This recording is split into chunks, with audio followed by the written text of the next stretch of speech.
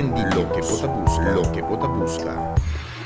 Un saludo specialmente di parte di nostri Andy Production direttamente fuori di studio aqui na isla di Corsou, agradecendo a nostro collega per immediatamente nos takeover para informazione mais importante. Camina cu Aue, pueblo di Corsou tiene oportunidad di poder apreciar lo cual ta barco novo di Marina Real, quadrenta nos half Aue e lo queda varios días para training.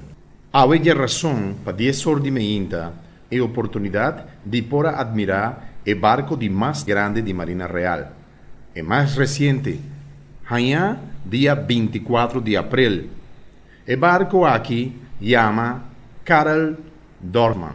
El barco a bin 30 de nos half camina y lo queda un par de días para hacer su primera prueba ya que barco que un barco a bordo construí especialmente para utilizar en el área de África para combatir ébola. El barco tiene una capacidad para dar asistencia a otro barco. Ribagele también tiene helicóptero y un grupo de militares que está claro para hacer trabajo en África.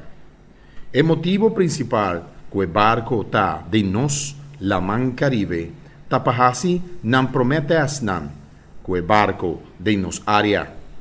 Al menos la 30 de nos half camina y lo queda 2 días de nos half y después ya viernes el barco aquí lo puedo mirar arriba en Mega Pier. Hopi tabate sunan turista local prensa recibiendo el momento que el barco aquí llega.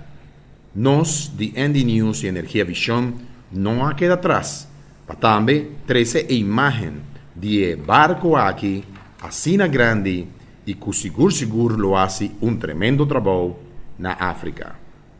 Bien, también na Marina Real, para el barco nuevo aquí, que ya está claro, haciendo su test, para pronto, el está en el área de África.